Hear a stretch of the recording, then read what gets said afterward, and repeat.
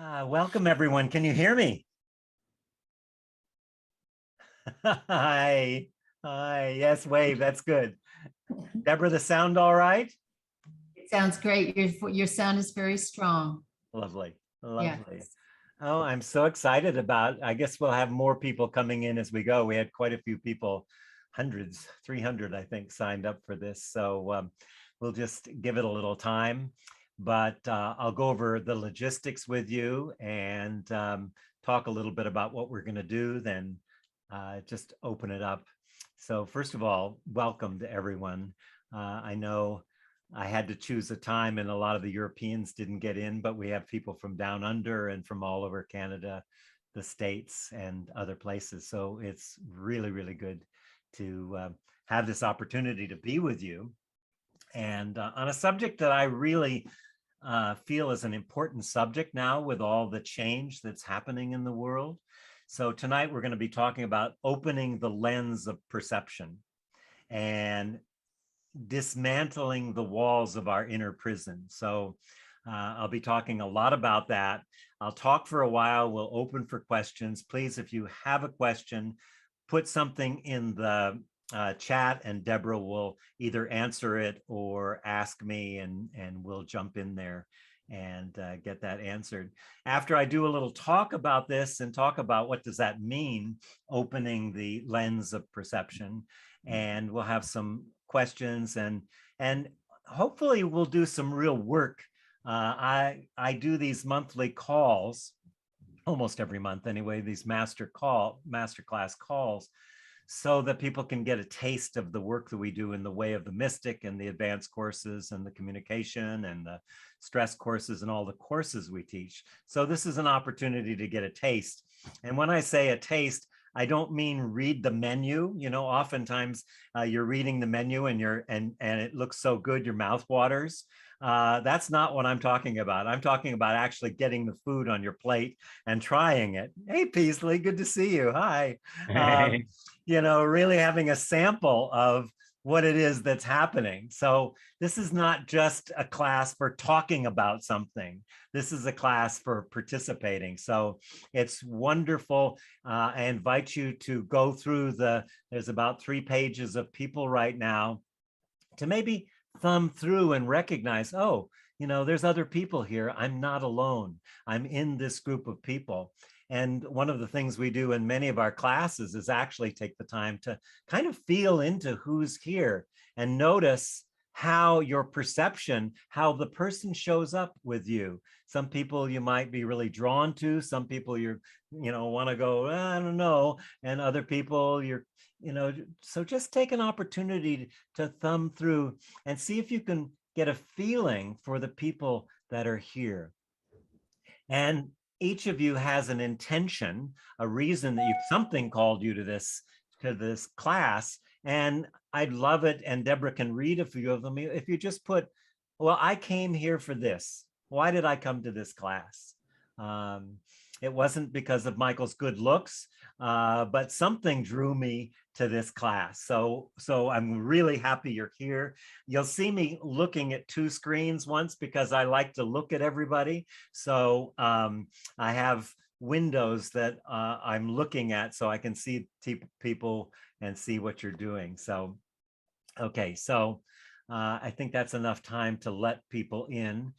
Anything in the chats you want to read, Deborah, while people are just mentioning that? Any intentions that people have put? What brought them here? What drew you to do this? What do you want from this? Why did you come here? Any of those kinds of things in there? If not, we can, yeah. We've got mostly locations Uh-huh. and such, and we have one question. Is this scheduled for an hour or more? It's an hour and a half, and sometimes we move over, go over a little bit, so that I can not only do, like I said, a teaching and working with you, but tonight I'm going to have a very powerful opportunity to actually go in and do a meditative practice, a journey into how we see the world.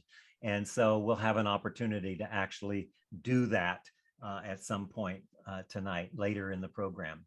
So yeah, hour and a half. be here as long as it is nourishing and feeding you and giving you something. And, if it doesn't, then go have dinner or something.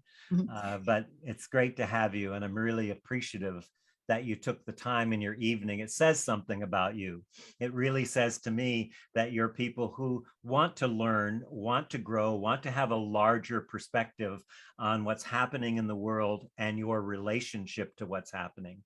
You know, part of why I do these classes is we have a lot, COVID, of course, is a big thing, and many people have died, and there's many different feelings about COVID, and it's kind of the mainstream news.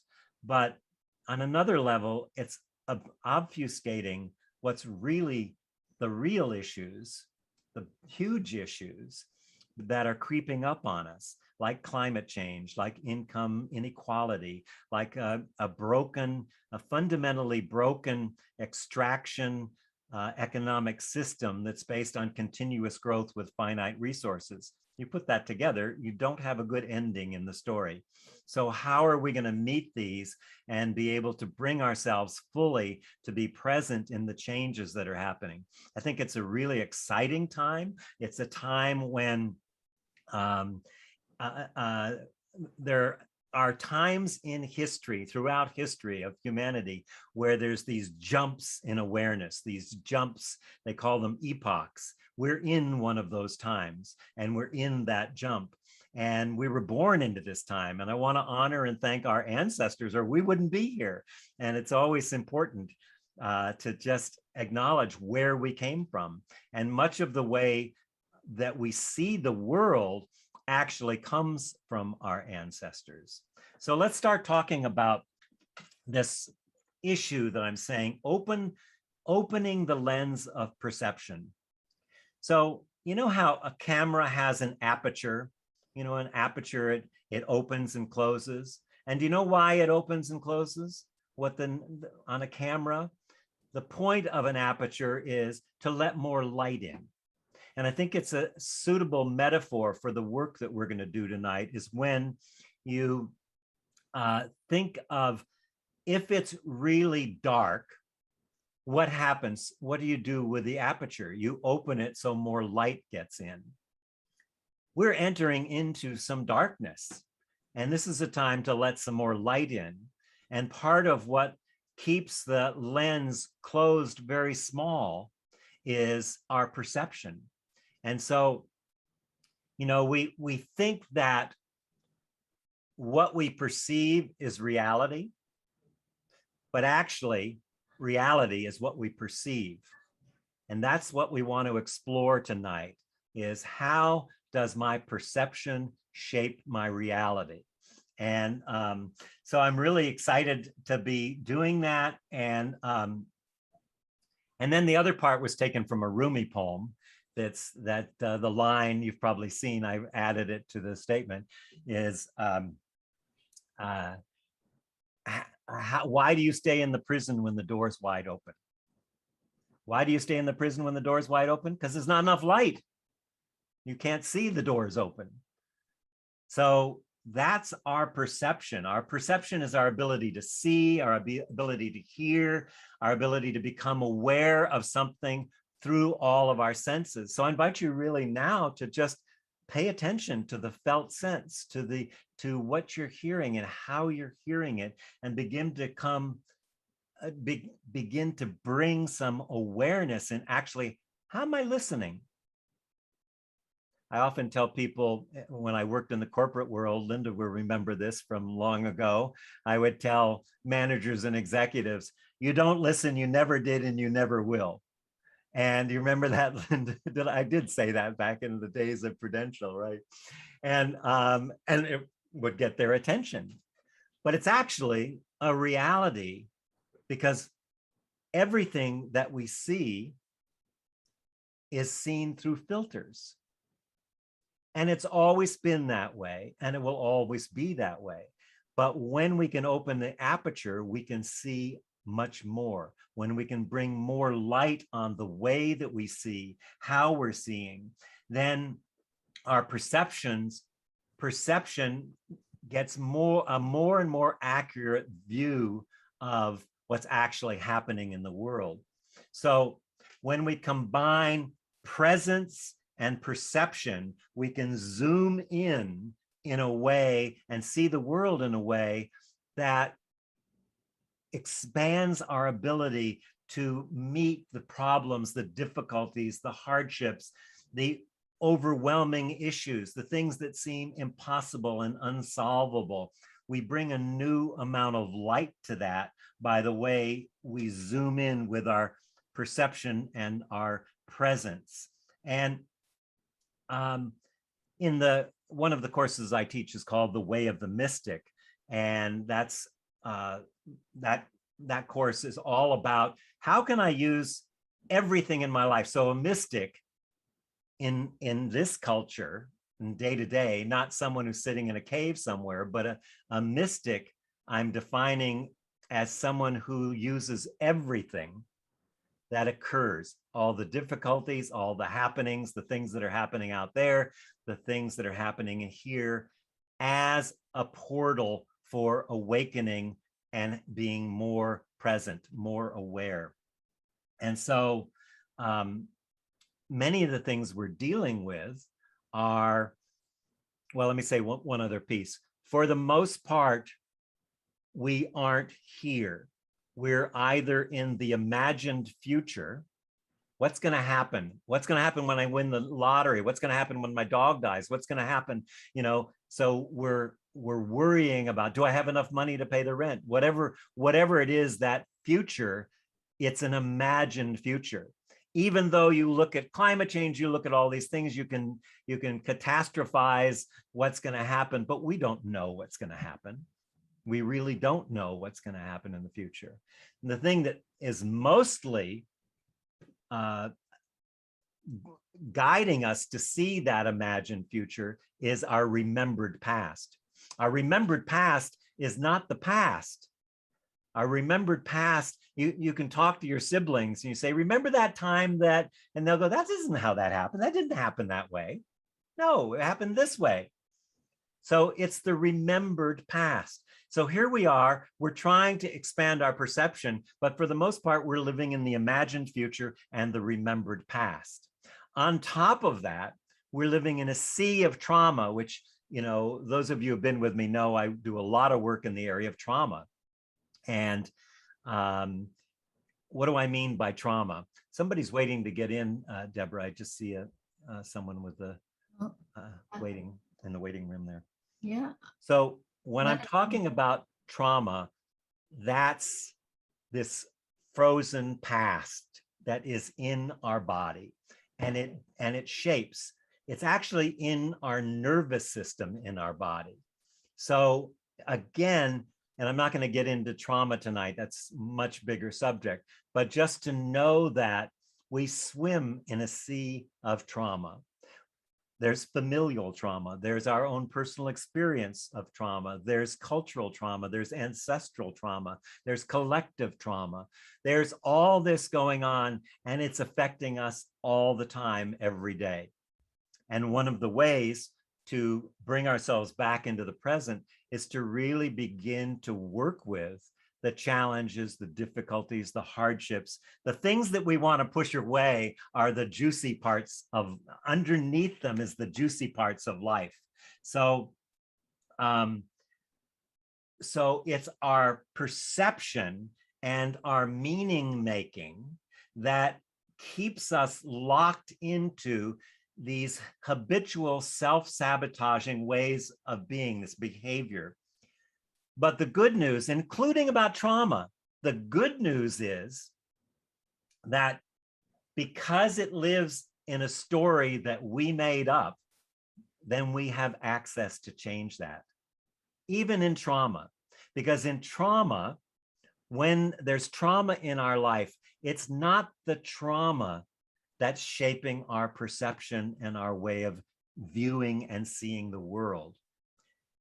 It's the story that we made up about what happened that is keeping us, you know. So just a quick thing. It's hard to not get into a little bit about trauma. So we have this big fear comes up. We're 2 or 3 or 4 or whatever, and something happens. There's a fear that comes up. And one of the examples I've used before is you're 2 years old and you're crawling and the dog barks, and you come and say, "Daddy, daddy, daddy, I'm scared, I'm scared." And daddy says, "Don't be scared. There's nothing to be scared about. It's just a dog." "But daddy, I'm scared, I'm scared, I'm scared." "Hey, I'm busy. Go away. There's nothing to be scared about." Now that seems like not a big deal. That can be a major trauma. Why? Because now I'm scared, but my daddy says I'm not scared, but I am. So something's wrong. Something's wrong with me. I better not let anybody know I'm scared. I better get strong, or I better get smart, or I better, and then we adapt to those things. But you notice that it's the story we made up that wasn't the trauma, but it was the story. So what I'm looking at here and wanting to say is, when we get to know our story and we can be present with it, there's nothing to fix. That's another thing that I tell people all the time. You are not broken. There's nothing wrong. There's nothing to fix. You don't need the courses we do, or any of the courses, really, because there's nothing broken. It's an intelligent nervous system that knows when there's fear, when there's overwhelm, when there's something happening, to suppress down that experience, to push it down. And then when we push it down, then we make up these stories. So that's the work, is really beginning to look at, well, what is these stories that make us kind of dull-headed or lazy, or just relying on the past and continuing to do the same things over and over, thinking it's going to be different. And then we wonder why things don't change, because we're not able to think clearly when we have all this fuzz. We're not able to observe accurately. We're not able to explore with curiosity effectively. And so we can't discover things newly. Things become old, like marriage, or a relationship. We're in a relationship and we know how that other person is.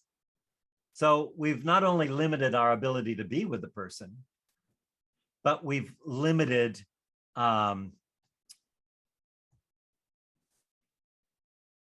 relationship in a way. Let me say it in another way. So when you're in a relationship with someone and you're laying in bed, or maybe you don't have that, but you can think of other areas, and you wake up and it's not like, whoa, who is this person I'm with? What possibilities can happen today? What amazing things are unfolding? I'm going to not know this person so I can really get to know them better. That is not how we meet our relationships, our people at work, our people in the world. We do not come with an open aperture, a lens wide open to see all the light and all the goodness. The original goodness that we're all born with is stifled and pushed down.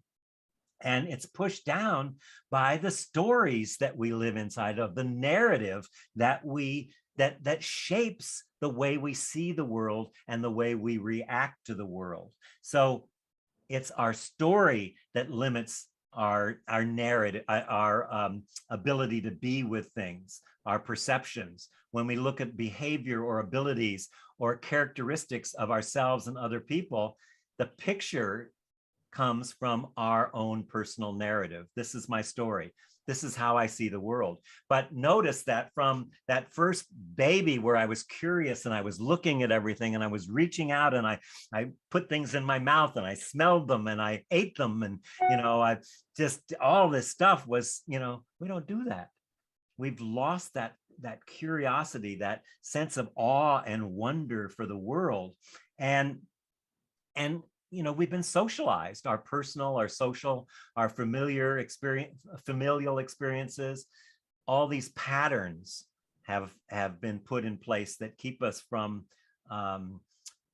fragmented, keep us kind of not able to see beyond the limits of this prison, this point of view that we have.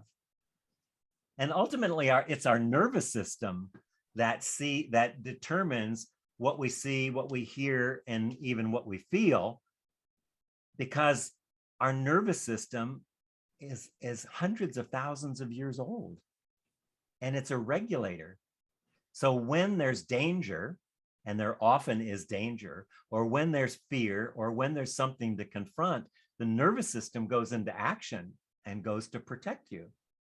And that's a really good thing, except that the moment that something happens and it's protected and it gets shoved down, dissociated, we call it soul loss in shamanism, gets pushed down, then and the proper ritual, the proper communication, the proper exploration isn't followed. And so that gets stuck. So we have all these frozen parts, these energy in our body that we just carry around, and it shows up like tension, it shows up like pain, and ultimately it shows up like dis-ease or disharmony. So the question is, what is it that's shaping, maintaining, and keeping those walls that block our ability to see, to feel, to think, to experience? What is it that shapes that, and how can I begin to open the aperture so I can see more clearly, so that I can override my inability to feel, sense, experience outside of my limiting stories about who I am and how life is. So there's 4 areas I want to talk about tonight, and take a look at, and then I'm going to talk about 4 ways that we can expand that lens. So is there any comment or question right now that anybody has? You can raise your hand or anything. I just want to make sure that you're following, and that it's Marius, did you have something? No. Okay. This might be a good opportunity for me to share some of the intentions people have written in. Oh, yes, please. That would be really yeah. good. Okay, so I'm going to start at the top of them. So we've got to learn more about the teaching. Mm-hmm. And we have, I would like to deepen my connection with spirit. Mm-hmm. And we've got, I am here because I am inspired by Michael's work. We have, the topic resonates with me as work that I want to focus on, plus Michael's good looks. Bravo. Hey, at 76, that means a lot. That's nice. Okay. We have, yes, it's the middle of the night here in the UK. Oh, somebody did make it from Europe. Thank you. Who is it? Yet I was drawn to the class. Michelle. Hi, Michelle. Thank you so much. We have someone in one of our groups that's been getting up every week. She's gotten up at 2 a.m. to participate in a class. It's quite amazing. So thank you, Michelle. That's great. Any other things that people have said they want? Yeah, I'm here to deepen my practice. I am taking, from Vincent, I am taking the Advanced Mystic course and was invited to participate. Yep. And he's looking forward to experiencing whatever comes up, beginner's mind. And we've got, I am drawn to anything and everything Michael has to offer. Oh. I feel tremendous growth during and after a class. I always want to be in the frequency of love and above. Wonderful. I love that. And, I want to say something about love, because, Shakespeare said it was a grave mental disease. I don't agree, but love for me in this work is synonymous with presencing, not present, not presence, but presencing, because it's a verb. And so when we're actually present, and one of the ways to be more present is to be more grateful, because you can't be not present and be grateful. Otherwise, it's just oh, you look nice or something like that, but to actually be grateful. So gratefulness and and presencing are what I see is love. That I really love, and I'll talk about that more in the 4 solutions to the 4 problem areas that I want to talk about. Yeah, beautiful. Thank you. Thanks for all the sweet messages. That's really, yeah. Anything else, Deborah, that you wanted to share there? Yeah, we have a lot of gratitude coming in, and it's about cultivating connectedness and experiencing sometimes hesitancy and sometimes fear and loneliness. And let's see. And we have a comment. Everything that has happened in my life has happened for me to help me grow.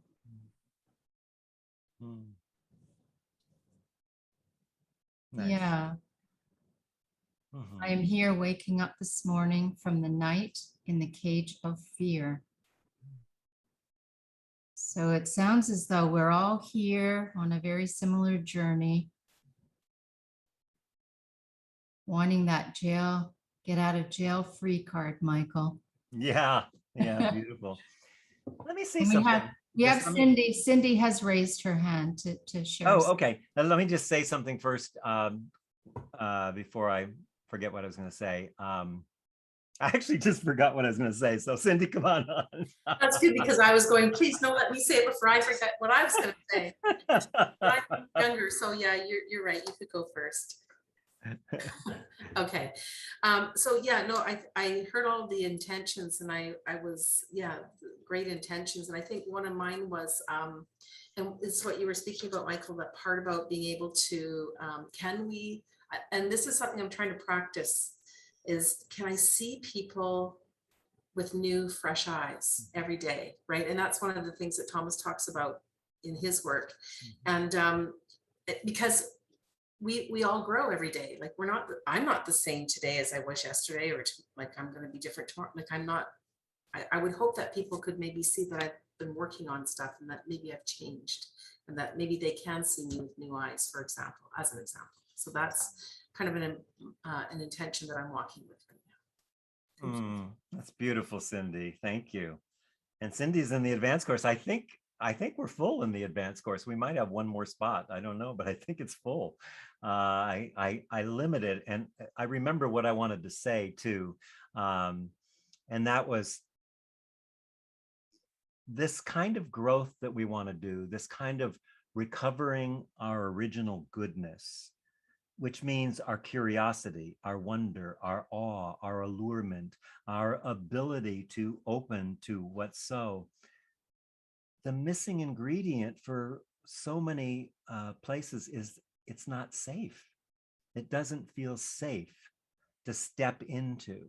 And one of the things, that's why I like long, like 6-month groups, to create a real bond of safety, and smaller groups to create that bond of safety so that we can feel. I always tell people in my groups, I want you to feel just safe enough to feel a little bit unsafe, because it's in the little bit unsafe that the edge is, that we can open up to new possibilities, new opportunities, new ways of seeing and being in the world with the world.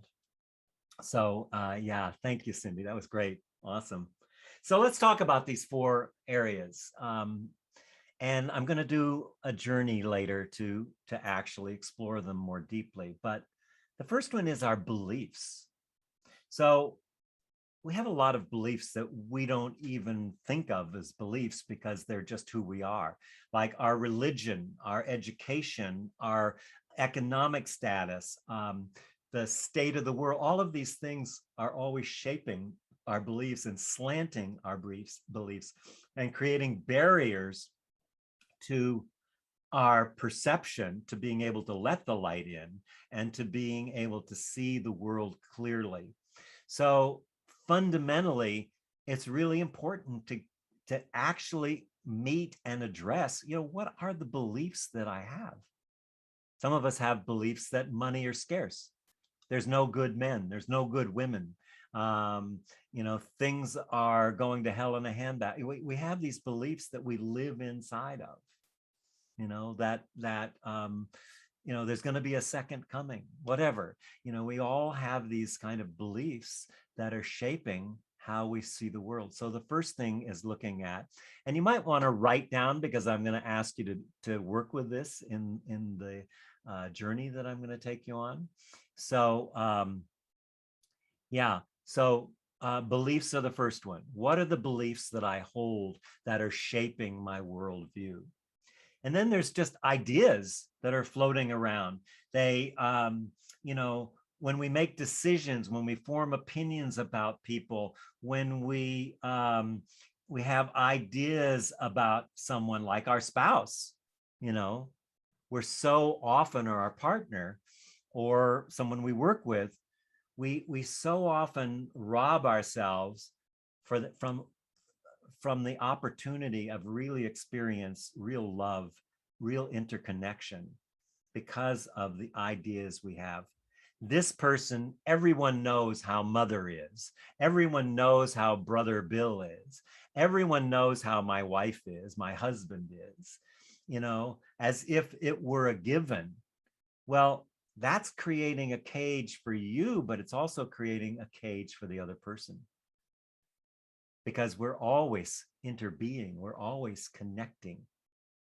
Relationship is how we discover.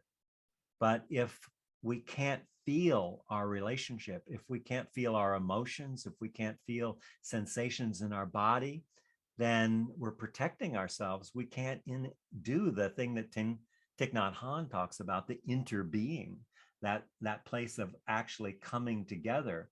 So all the labels that we have about people, all the ideas we have about people, somebody drives by and they honk their horn and we have a whole story about that person. Now, maybe we didn't notice their wife was laying on the back seat pregnant and he was racing to get to the hospital. Who knows what caused that person to do it? But you see how immediately that's that kind of person that honks his horn. We know about people like that. So the second thing is to look at the ideas, the decisions, the opinions that we hold. The third area that I invite you to look at is the habits that we have. I mean, really to explore our habitual behavior. What are we doing to break habits? I try to do different things, like, dry a different part of my body when I get out of the shower, or shave down instead of up, just trying different things. Brother David Stendelrast, who I don't know if you've ever heard my interview with Brother David, but it's so awesome. Brother David, if you don't know him, he's it's probably 93 or 4 now. He's a Benedictine monk I met at Esalen many years ago. He was in silence for more than half of his life. And he's considered the world's greatest authority on gratefulness. Now, how's that? Wouldn't you love to have a title like that? The world's greatest authority on gratefulness. And if you get a chance to listen to the recording that we did together, it's just so sweet. But where I was going there is, he also has a way of breaking habits, and creating gratefulness, which creates presence. It's a process of presencing. So he'll say, I'm going to be grateful for everything that's green today, or blue. Or I'm going to be grateful for everything that is connected to water. Or I'm going to notice everyone's eye colors today. Now, if we create practices like that, we can break these, habits are important. You learn to drive the car. You couldn't get out the door without habits, but they should be left more to mechanical things, not to love and to the way we perceive people in the world. I mean, who wants to be loved from a habit? And when I look at some relationships, they're pretty habitual. They're not really very exciting. They're certainly not new. So relationships become dead and boring. And I'm not talking just about spouses. I'm talking about people at work. You know, I have someone, well, you'll notice with people that have automatic responses, like when you ask somebody, how are you? What do they say? I'm fine. How are you? I actually would be interested in how you are, but there was no space there to find out anything. It's just an example of how that works. So, so habits are the third thing to really look at. What are the habits that I have that I don't even know how they're shaping me? And then a big one is attachments. You know, the Buddha says suffering, it's all about attachments, right? You know, but it's hard to let go of attachments. And actually, it's not even a matter of letting go, because that's a misnomer. Because, and this is something about all the fixing that we try to do about ourselves. When I say you're not broken, I really mean you are not broken. There is nothing wrong with you, and there's nothing to be fixed. The thing that allows us to change habits, ideas, attachments, and beliefs is awareness. So, because awareness is presencing, it's in the moment, it's bringing myself fully to this place where I can actually perceive. So, when we're present and we're dealing with a difficulty or a challenge or an issue that is overwhelming, the awareness of exactly what you're feeling, what's happening in your body, what you're thinking, how you are related to the world, when you bring awareness to that, it creates the conditions for change to happen. But when we are trying to fix something, change something, constantly trying to have something be other than what it is, all we're doing, because everything's happening in this moment, all we're doing is reinforcing that lack, that thing that we want that we don't have, that problem that we have that we're trying to get rid of. So this is, you know, where I'm starting into the second part here, but it's awareness that does the healing.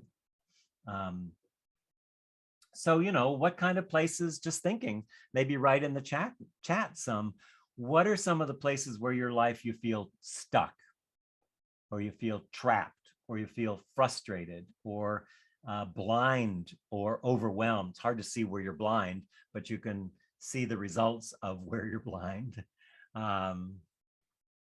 So write a few things in the chat. You know, where do you meet overwhelm in your life? Where do you meet struggle? Where do you meet this sense of stuckness, hopelessness? And let's just, Deborah, you want to read some of those so we can, because I'm sure there'll be anything you write in there, there's going to be 10 or 20 more people that have the same experience. Well, we've got one. Michelle typed in that about a possibility to do 30-day gratitude challenge videos on Facebook every day. And I think you have done that, Michael. Yes. Yeah. And It's wonderful. Good idea. yeah. I'll probably And- do one again. There's also the 30 days of meditations Mhm. that are on the website now. Yeah. Oh, they're really coming in now. Yeah, I figured they would. Give it a little. We've got dealing with loss of a loved one. Okay, let's go slow with them. Dealing with loss. Yeah, that's such an important one. We don't know how to grieve. In the West, I've done a number of shows and classes and things on this. There's a lot to grieve. And the other side of grieving is love. And if we can't grieve, it limits our ability to love.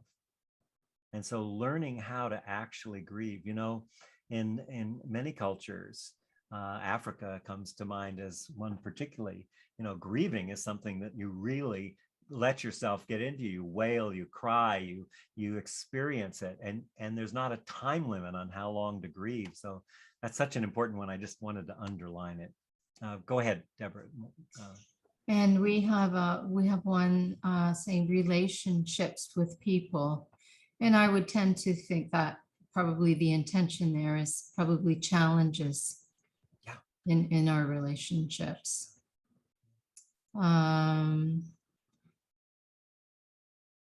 We have deeper, not yet revealed fears that keep us from loving ourselves, even more with more compassion and acceptance.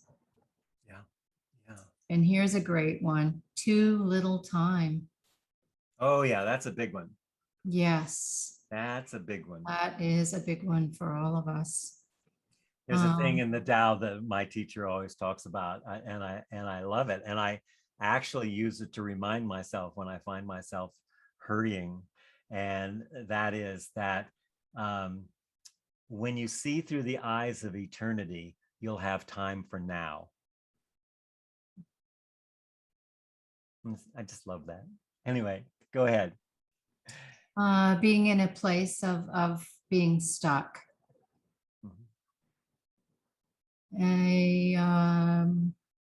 Trying to make choices about what's next for me in my journey from here. Yeah. Dealing with the demands of work, support loved ones, and disease, ill health. Mm-hmm. Mm-hmm. That's a big one. Yeah. Yeah. Okay, that's beautiful. So numbing out came up for, pardon me, go ahead. Numbing out and walking away, not making decisions. Yeah. Empathy, moving home, changing my life, going out in the world by myself, not knowing my final destination. Yeah. Yeah, beautiful. Okay, so you can see how all of those things limit us if we let them limit us. And here's the get out of jail free card. It's not a quick fix, by the way. I don't do quick fixes. If you wanted these 4 things to be like a magic wand that went, all that was gone, I'm sorry, I don't have that. But I do have a prescription that can help you in getting out of the prison, because the prison is created by our beliefs, the traditions of our society, our culture, our ideas, our prejudices, our attachments, all the things we've been talking about, the past experiences. And it can seem really overwhelming and impossible to break out of the prison. So one of the first things when you're feeling overwhelmed is to actually feel overwhelmed, to allow yourself to realize I'm in a prison. That's the first step, realizing that we're in the prison. And, you know, there are many, many, many walls and layers to that prison. And to recognize that in many areas, your mind has gone to sleep. Now, in other work, I talk about the body and the emotions and relationships, but, you know, I'm really working in this masterclass around mind, and the mind's gone to sleep. And so when you bring awareness to it, that I am in prison, I am stuck, and you see the walls, you become a consciousness revolutionary. You now are with what is, rather than not here being with what should be. What is the ideal? Mostly we're living in the ideal. Yeah, my wife is great, but if she could just improve this, or my husband is, yeah, or my boss, you know, he's really kind and he's a good man, but, you know, he's just, I don't know, he's just something. You know, we have all of these stories, but to be a consciousness revolutionary starts with being aware. Presencing, remember I said presencing is a verb. not a noun, moment to moment to moment, because we're not moving moment to moment to moment. We're jumping over the moment to what's the ideal, what's the desired outcome, what do I have to do to get what I want. Notice all of those things have nothing to do with being in the present. And that's what keeps us stuck in the prison. The first area is to notice I am in a prison. Yeah, I am. So what do we do when we recognize we're in the prison? Well, we contemplate the walls. We actually, meditation, sometimes I'm just looking at the wall, but, I'm talking about another kind of wall. All of the walls that we talked about, the beliefs and the attachments and the ideas, all of those habits that we hold, to actually begin to notice and to pay attention to them, because they're wanting your attention. They wouldn't be happening if they didn't want your attention. To observe your ideas, your habits, your attachments, and your fears, to actually presence yourself, presencing yourself, noticing and exploring the judgments you have about your stories, your judgments, your ideas, and how we condemn ourselves and others inside these ideas. That's a jail sentence. We sentence ourselves and we sentence others to being in a prison, because the aperture is quite closed. So we're opening the aperture here to bring more light onto the subject. And we're realizing, oh, wait, it's not fixing, it's not changing, it's not doing something other than what I'm doing. It's actually awareness that heals. And the more aware I can become about all these layers that keep me from being fully present, the more I can become curious, the more I can bring wonder, awe, all of that to it in a sense of awareness. That creates the conditions for change. There's nothing to fix. So the third one that I'm suggesting is that heighten your awareness of people and things around you. Notice how much we put people in boxes. So when you're out in the world and you go to the grocery store, notice, what's the clerk's name? What's she wearing? He wearing? What's the color of his eyes? Did he seem friendly? Can you feel that he has some emotions, or she has some emotions going on? See if you can open yourself, walking down the street, and begin to notice how you categorize people. Safe, not safe. Attractive, not attractive. We have all these little boxes we just constantly are putting in. So we heighten our awareness first of our interiority, what's happening in there. And that's basically all the courses I'm doing. All the different courses are always about heightening the interior awareness to create the space for change to happen in your life. And so when we then become aware of what's happening around us, we're also creating more inner space for people to exist and to be connected and to be related to us. And so you really look, you really look as if like for the first time. How can you look at your parents for the first time? Newly. It's amazing what can happen.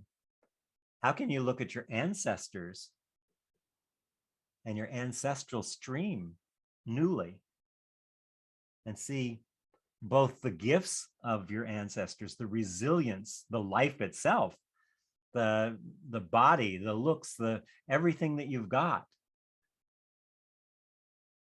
And then also the darkness, the things that have been passed on through many, how to discipline a child. so much trauma in early attachment phases for people because of things like Dr. Spock writing a book and saying, if your child cries, you should leave them. Even though the mother's torn to shreds inside, listening to their child, they read Dr. Spock. That child is traumatized. We are those children. So to really pay attention, not to make anybody wrong, because we see it goes back and back and back and back and back, but to just become a witness to. In the way of the mystic, I have 3 basic areas that take 7 weeks to actually communicate, but one is presencing, which I've talked about. The second is witnessing. That's the place where in meditation, and I hope some of you will join in the meditation. I do these 1-day and 2-day meditation weekends. It's trauma-informed meditation. It's not kind of sitting to get groovy and calm. It's to open ourselves and create more inner space. It's a different kind of meditation than most people think of meditation. It's a meditation that has you really looking deeply at the inner world and allowing yourself to expand your inner aperture to include it all. And, you know, anybody who does the advanced course has to have a meditation practice. It's just, you have to be able to keep up with the movement, what's unfolding in it. So seeing things newly, the heightened awareness of people around us. And well, I just said the 4th one, I guess, sit down and meditate on how your mind functions. So watch the movement though, watch the machinations of the mind. And when you're feeling an emotion, watch the thoughts about it and the physical reactions to it. Don't try to change or get rid of anything again, just watch the flow of energy as it moves through your body, the feelings, sensations, you know, kind of like if I was watching a river and I was just sitting there watching the river. It's just a flow of energy that's moving. So the 4 steps: realizing you're, becoming aware that you actually are in a prison, contemplating the prison walls, looking more deeply, contemplating the outer world and your inner and outer, your relationship to the inner and outer world. How are you related? And then practicing deep mindfulness, having a sitting practice, or meditating on, what's occurring, and developing the capacity for presencing, and noticing where we're othering and outering and doing all the things that say that life is doing this to me. Life isn't doing anything to us. Life is just lifing. It's, it appears that that thing that happened to you happened because of this. And yes, maybe there was a hit or a rape or a incarceration, or, all kinds of things happen. But how are we meeting the happening in the world? We can't change necessarily the things that are happening, but what's his name? Like Viktor Frankl said in Man's Search for Meaning, the last of our freedoms is the freedom to choose our attitude under any given circumstance. So we have that choice. And what I'm talking about is creating the conditions so that you can see clearly, that the aperture and the light gets big enough that you can see, so that you can make an informed choice. Okay, so let's have some questions or comments, or how does that apply to this before we go and do a meditation? So either raise your hand. I love it when you talk. It's great. It's like Cindy jumped in there, and I love that. And If you want to do that, raise your hand. With a real situation though, if you it's a little dangerous, but I really offering to work with you and to look at something if you want to, and if you feel safe enough to do that, and maybe there isn't anything and we can just go on. But Michelle has her hand up. Is this the Michelle that's in the UK? It is, yes. Thank you. Welcome. Hello, Michael. Hello, everyone. Yeah, I just had an issue come up today when something came up, and it took me back immediately to a trauma from my childhood. And I was just like, oh, right, what to... And I do a process, Morgan Lee, it's called zero pointing, where I pinpoint which part of me is responding. Now, in that part of me that was responding there was my traumatized child.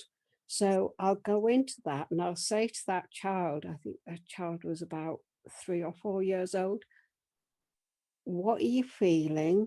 How can I support you? What do you want to tell me?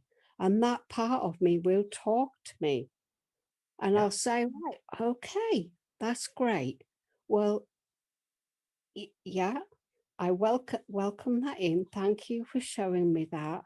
But now we're grown up and we're making a different decision, and we're going to do this now. And then I will get a pen and write everything that's come up down and ceremoniously burn it, and then move forward from there. And it's such a relief when I get through that process, because it just changes my energy totally. That's beautiful, Michelle. Thank you for sharing. That's a beautiful process. I think one thing I would add in that process is when you're getting that information from your 3-year-old or 4-year-old, is to imagine putting her on your lap and giving her the love that she didn't get at that time.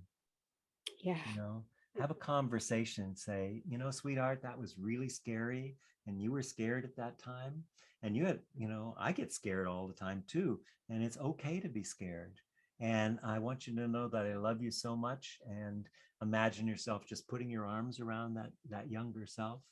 And but you know, it's a beautiful process you outlined. It's very similar to the kind of work that I do. I just wanted to add that one part because it's very visceral when you can go back and actually love that child that didn't get the love, didn't get the felt sense of somebody holding them, didn't get the touch and the, you know, sweetness of being accepted exactly as you are and as exactly as you're not. So that's the only thing I would add, maybe, Michelle, but it's very beautiful. Yeah, that's beautiful. Thank you, Michael. Thank Yeah, you so thank you, much. Michelle. Thanks for getting up so late to be with us. It's 2 a.m. there, I guess, something like that. Yeah, it's Yeah. okay. Yeah, yeah. Anyone else have anything before we jump into a little process?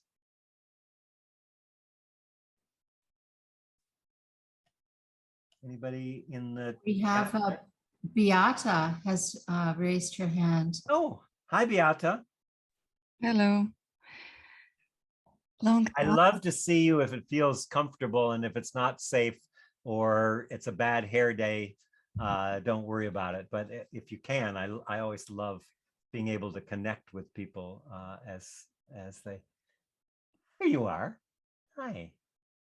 Yeah, I actually spent this day lying most of it because I woke up after a night of just bathing in fear, like experiencing fear on my back, in my kidneys. Like it was quite like it did happen to me once in life before, but I wasn't afraid of the fear, but it was overwhelming fear. It was just physical experience of it. And so I woke up, I got on my bike, I said, I'm going to the ocean. So I went to swim.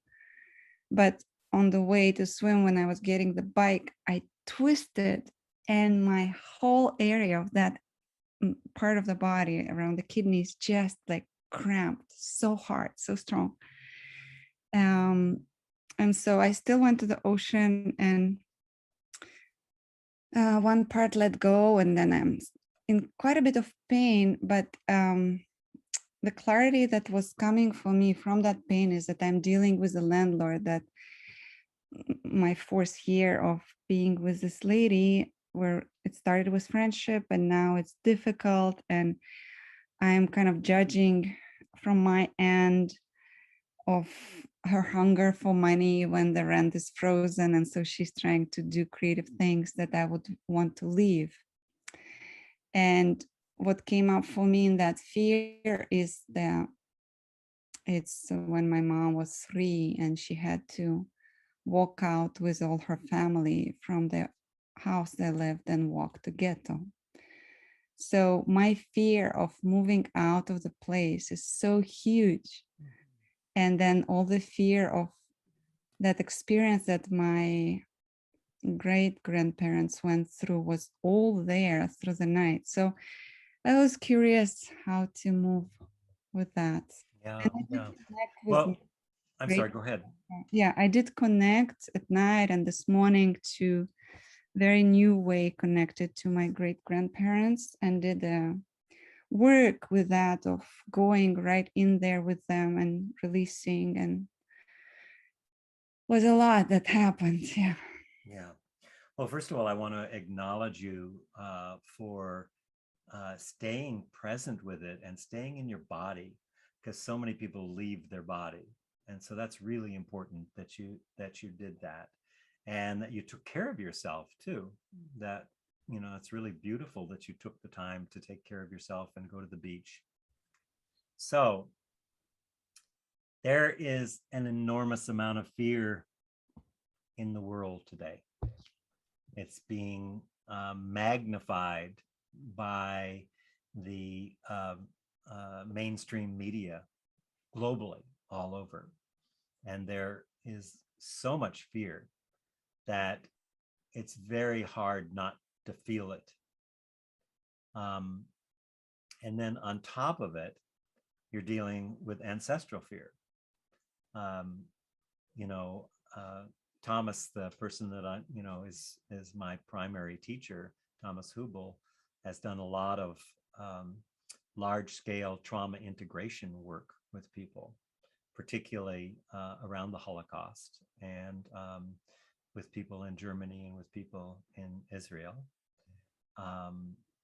And, you know, the process that I'm talking about, it just makes it a little more difficult, but that you have the awareness to stay with it, and that you're actually looking at what is being handed down to me, and how can I be with that in a way that I can feel the fear, but I can integrate not only my trauma, but my ancestral trauma. And again, the more awareness that we can bring to it, the more specific and precise we can be with that fear, the more that we can meet it in a healthy way rather than moving away from it. And you didn't move away from it. And sometimes, you know, I've had times when I got to a point about 4 years ago where, as 40 years of working on climate issues, that I just thought, you know, we're screwed, you know, and the fear, and I went through all kinds of fear, and I went, you know, at some point when I realized that we live in a sea of trauma, I went, oh, that's the actual issue, is this sea of trauma that we're in. And that's the issue that, for me, it then took all my attention. The last 4 years, I've put so much attention in that area, being someone who came from a lot of trauma also.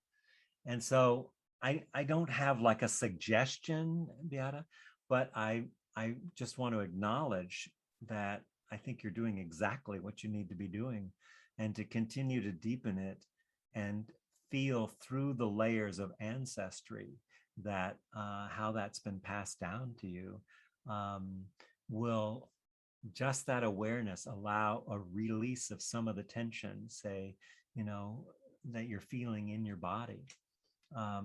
So the body is always the interpreter. It's always, if you go to the body and find that place and just keep giving space to that pain that you're feeling there and to the fear, it's what's the word I want to say? It's a can't think of the word I mean, but you can't do it in order to get rid of it.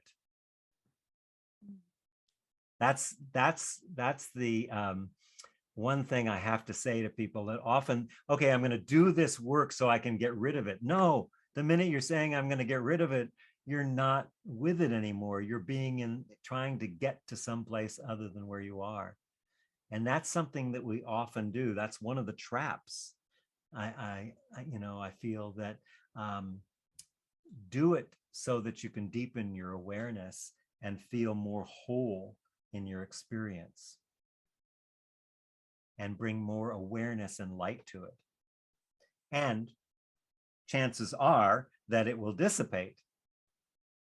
Does that make sense, what I'm saying? Yeah. Yeah, for me, the question is the balance.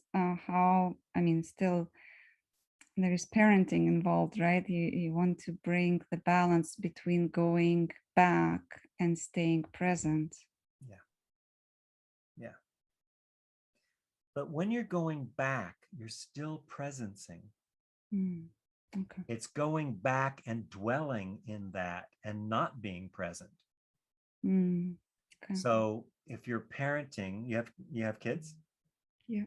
How old are they? 11 and 17. Yeah. So the more that you're able to be with the trauma, the more space it makes for them, because you're presencing it. It's when you're absencing with the trauma that it has the effect on our children. When we're pushing it aside, what you're teaching them is how not to feel if you're pushing it away. If you go into it, go into the eye of the storm, then they'll see that it's okay to feel that way and have those feelings, and that I have trauma passed on through my lineage. That's particularly true of very young children, but really, I'm still working with my 44-year-old daughter, in the traumas that we had in our life and in our history too, in our ancestry. So, yeah. Thank you, Michael. Thank you. It's such an important area that you're talking about. And I just salute you for taking the time to bring it up, but also to really work with the fabric. I mean, it's such a good example that you really felt it, and you worked with the fabric and the feelings and the physical sensations and the emotions of it and around it. And that's what I'm talking about, bringing awareness to it. Thanks, Beata. Where are you located now? Same place, Roberts Creek. In Roberts Creek. Oh my goodness. Yeah, that's right. Okay, good to see you. And thank you so much. Appreciate it. Thank you. Yeah. Okay, if there's not any more hands up, let's see. Let's just do a meditation, okay? So I'm going to take you on a little journey, and what I'm going to do is kind of get us present, and then I'm going to invite you to actually spend time. Some of you do shamanic work. You can use a guide, you can use a spirit animal, or you can just use your inner GPS.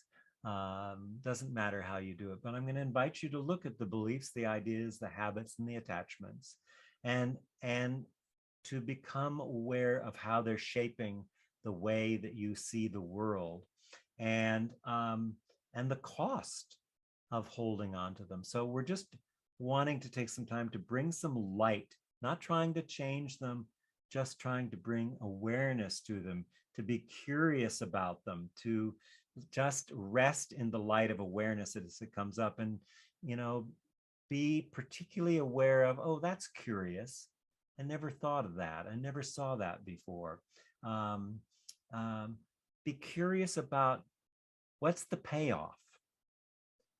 There's nothing that happens in our body, in our life, in our mind, in our emotions that doesn't have a design function. In other words, it's all working.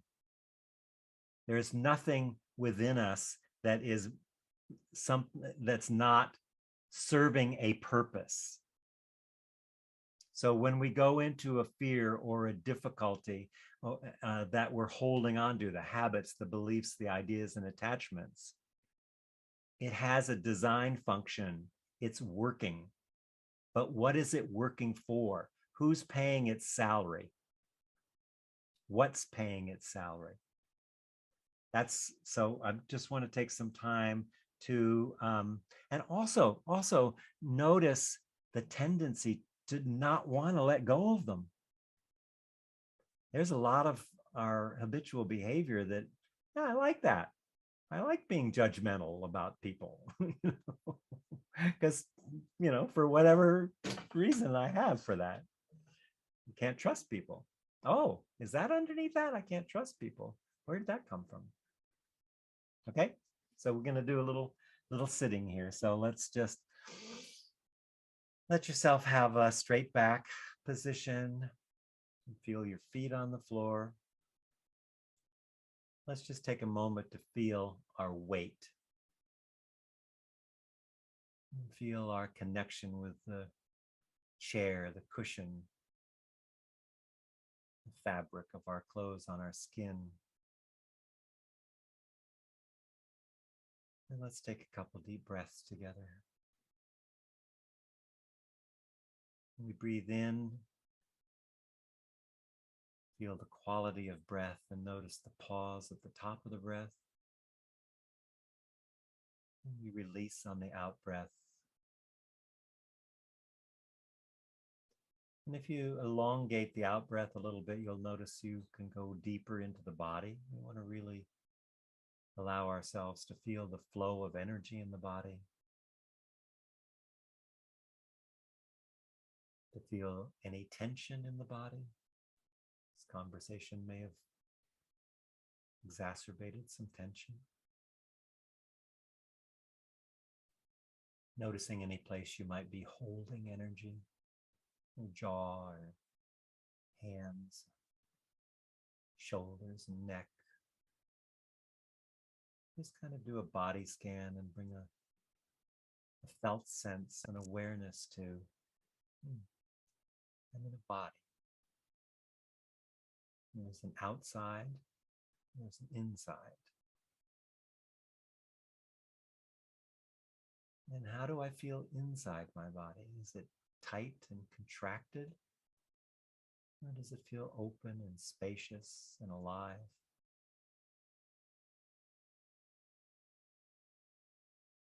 And whatever it is, it's just exactly the way it is, and therefore the way it should be. Not the ideal body, just the one that's there.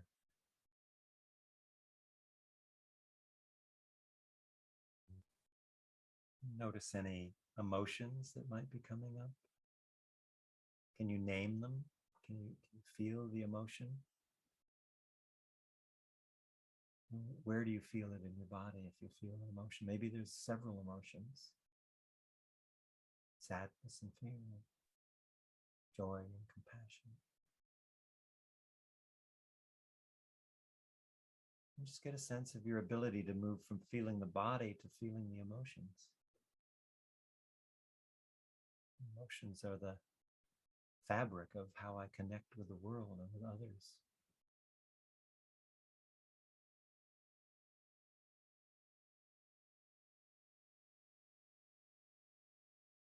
Just breathing into that.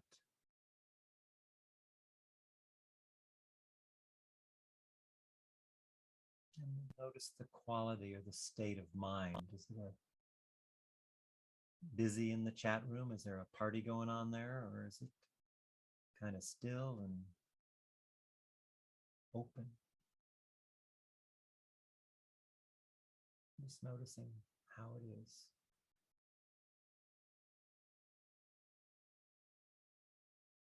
And feeling a sense of how related you feel to your body, to your life.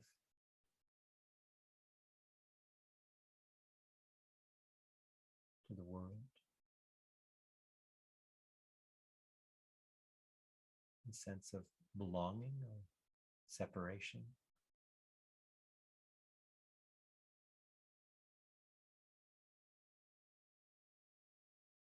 And then just settling in and again, feeling your weight.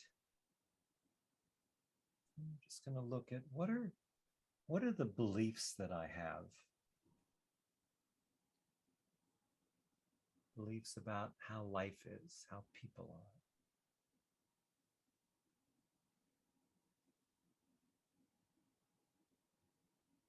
Who are the good people or the bad people? How is my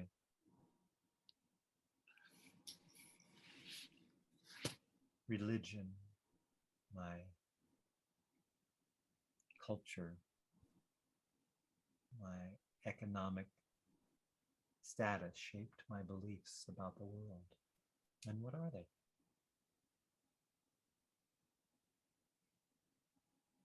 Just noticing.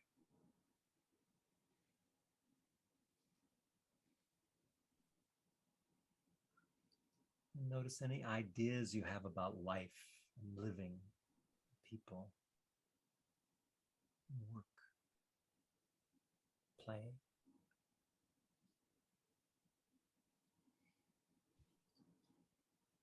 Maybe some ideas about the future, how it's going to unfold. Ideas about getting old.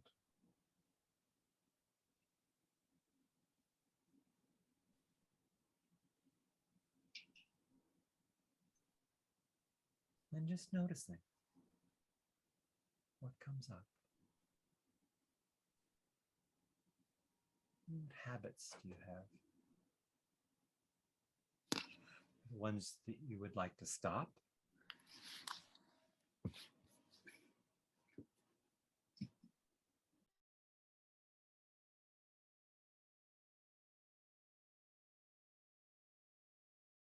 And maybe some that you'd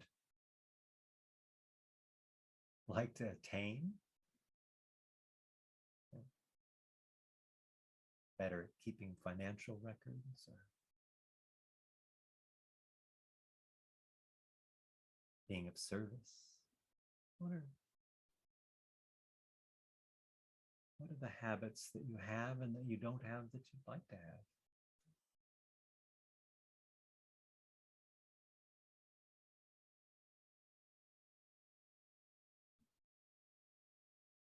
And what are you attached to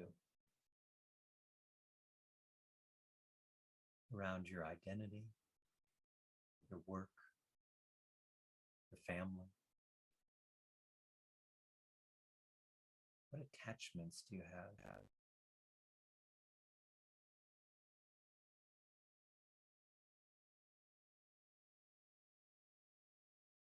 And just noticing.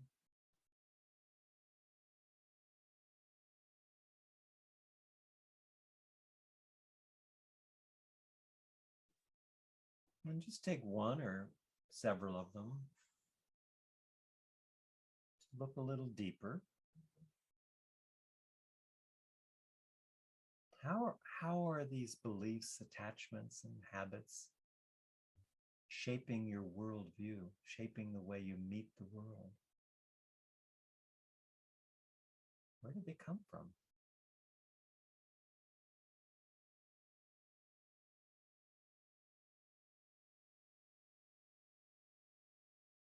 What are the beliefs that you have? Are they true? Are they universal?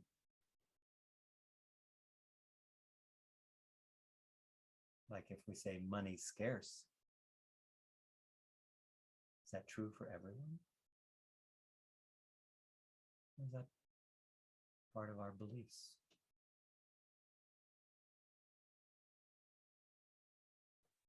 Part of our habits, habitual thinking.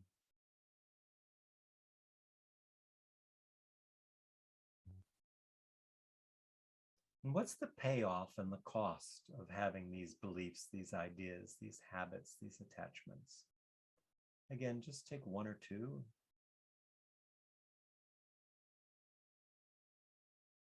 What's the payoff? What's the cost?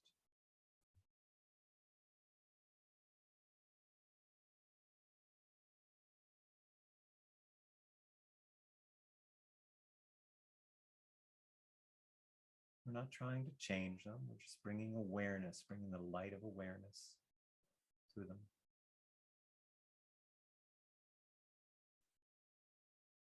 Bringing curiosity, bringing a sense of not knowing.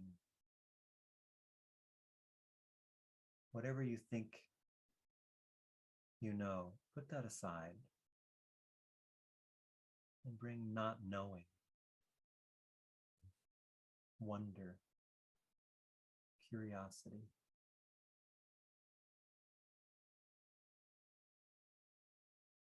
What do you get by holding on to them?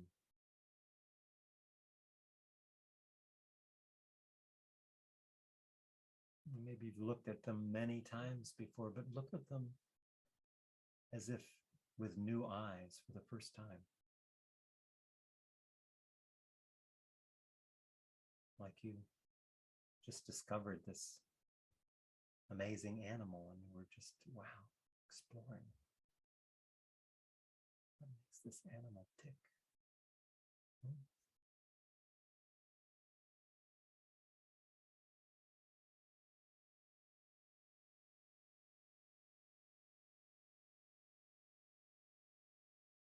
And notice if there's a tendency to want to hold on to the beliefs and the habits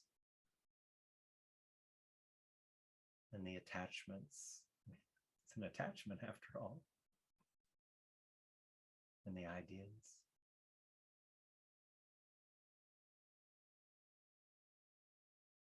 How would it feel if you turned and walked away from whatever it was you're exploring? I'm done with that.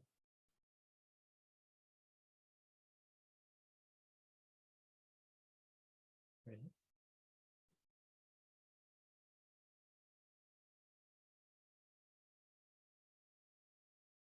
So just take another moment, feeling into that. Whatever you chose to look at or work on, how has it touched your body? What's the body reaction to it? Did your breath change when you were exploring it?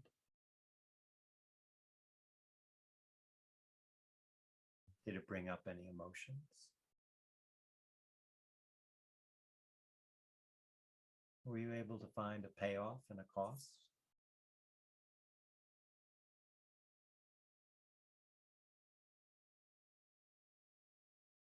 Does it remind you of someone else, like a parent, grandparent?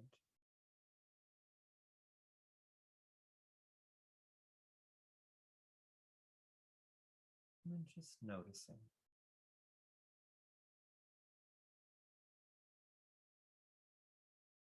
And let's take a couple deep breaths together.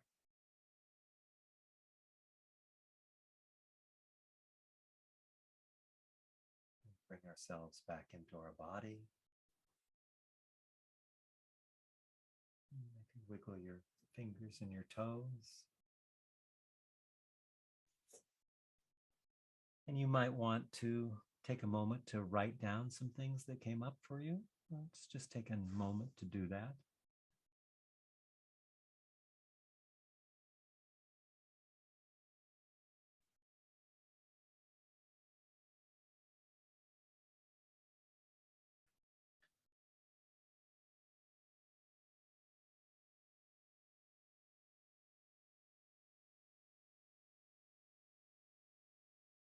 welcome back. So let's take a moment to just share anything you'd like to share about what came up for you, what you noticed, any insights, any ahas, or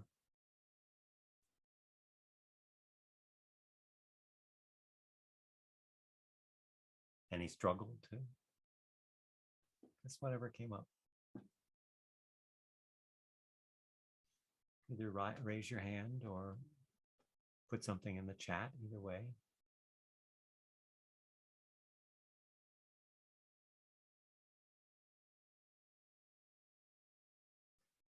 And while we're waiting for someone to raise their hand or put something in the chat, I just want to say we're getting close to the end here, and to invite you to check out the programs. There's Deborah, you want to put those in the, I don't even know the dates, but there's a 1-day deep dive meditation. As I said before, it's really focused on trauma-informed meditation, what that looks like. And then the basic course that we teach, The Way of the Mystic, is coming up in September. That's my favorite of those courses. And then there may be one more place in the I think it's full, but there might be one more spot. There's a couple people that haven't finished filling out their paperwork.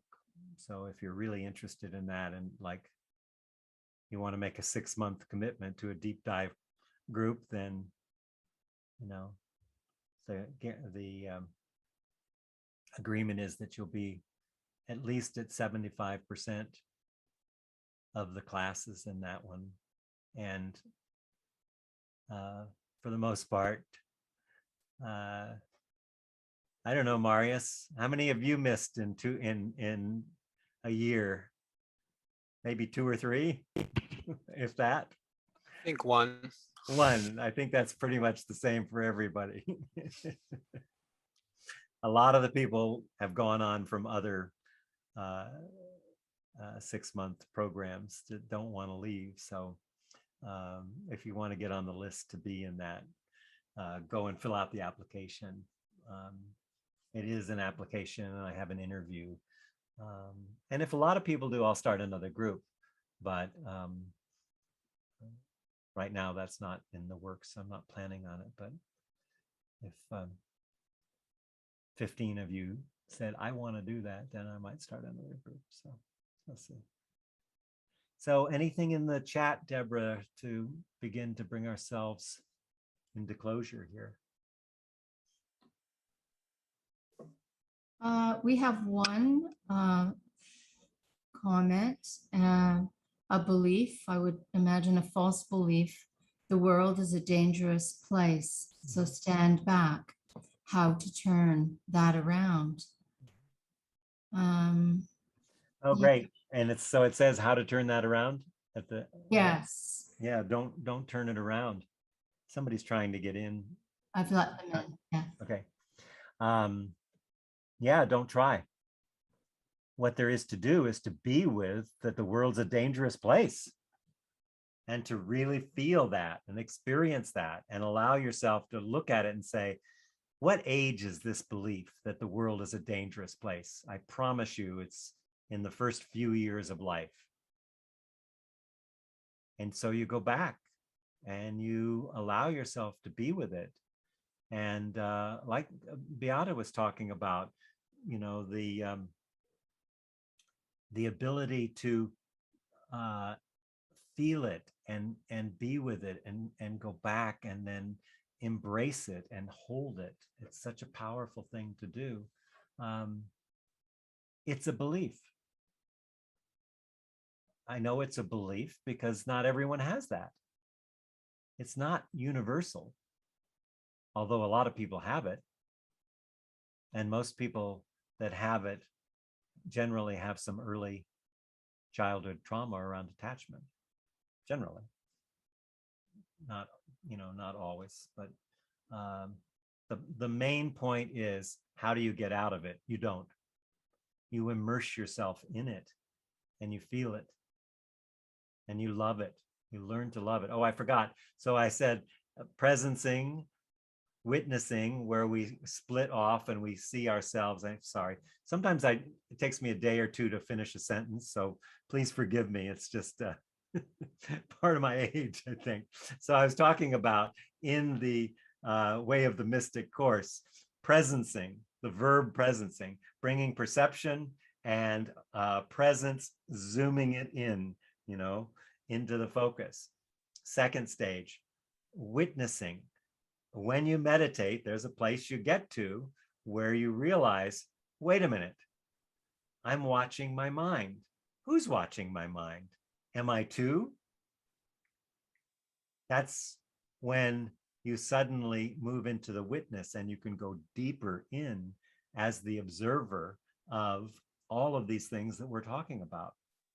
And then we become intimate with our interior workings through the witness. And then the third part is, in response to what that person was saying, is embracing, being able to actually love whatever's arising, because it's what's arising. You don't have to like it, but loving is bringing precision and presence to it. And again, that allows the conditions to manifest for it to dissipate. And again, you can't do it in order to get rid of, because that's just more of the same old, same old. Beautiful. Anything else in there that we want to deal with? I just want to say how grateful I am for you taking the time on a Wednesday night to spend an hour and a half, really looking and bringing awareness to your own life. That alone has opened the aperture, I promise you.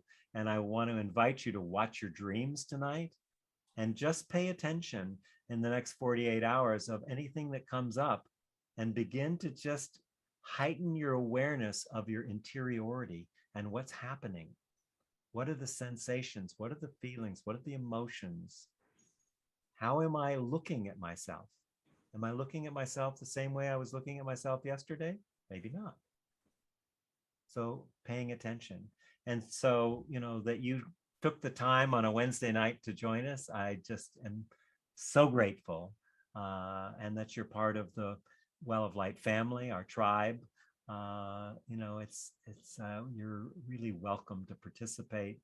And like I said, I do a lot of these free events and I also do classes. Maybe I'll also put a plug in for my radio show, We Earth Radio. I've been doing that for 16 or 17 years and have some really brilliant and amazing people.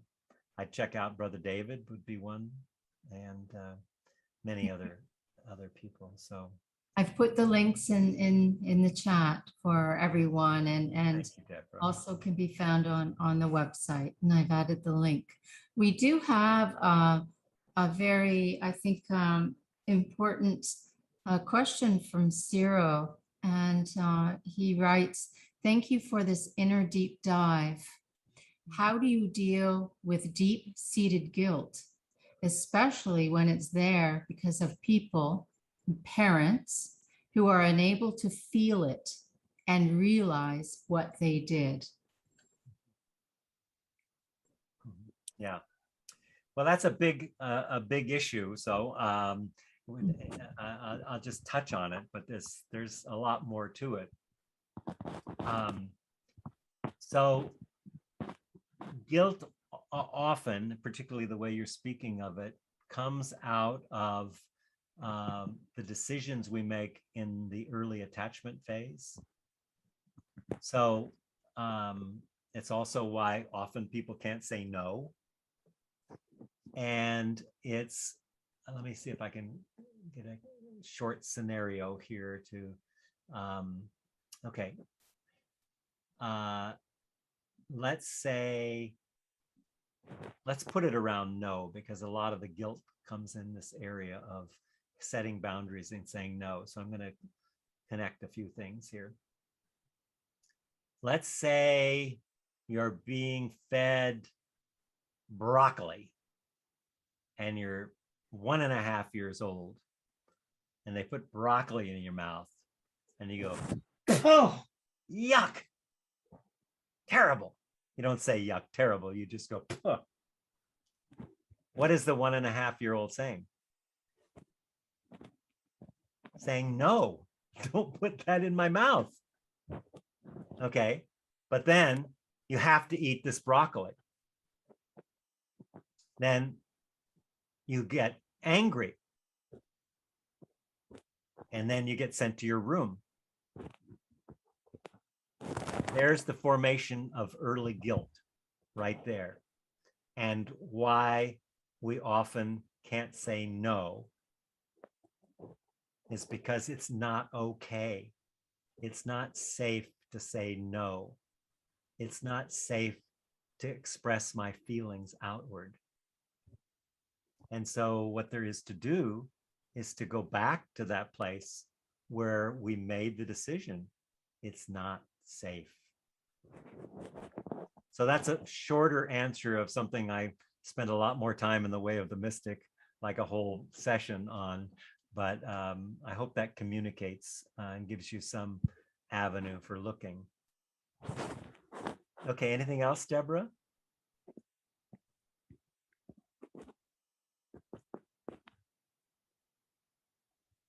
You're muted. You think I'd know better as the moderator. We have a lot of very beautiful comments of gratitude and thanks to you, Michael, for your offering, for your teachings. Lots of blessings directed your way. Thank you so much. Really, it's such an honor. I couldn't do this without you. I want you to get that. I really love doing what I do, and I wouldn't be able to do it if it weren't for you. So thank you for taking the time to be with me. And I hope to see you in some of the courses. And, you know, I'm not a hard salesman. Just join us when it feels the time is right. So much love to you all. Thank you to the ancestors. Thank you to each of you. And thank you for opening the light of your own lens. That's what changes the world. Not fixing the world, not taking on any big challenging, just opening the aperture so more light comes in and more light goes out into the world. And it changes the consciousness. Like Margaret Mead said, don't ever underestimate the change that a small group can make. In fact, that's the only way it's ever happened. So much love to you all. And we'll put this recording up in case you want to share it to someone. It'll be up in the next few days. So, all right. Thank you. Much love and bye for now. You can unmute and say goodbye if you want. Goodbye. Bye. Bye. Thank you. Nice to meet everyone. Bye-bye. Thank you. Bye-bye. Bye. Bye-bye. Bye. Goodbye. Much love.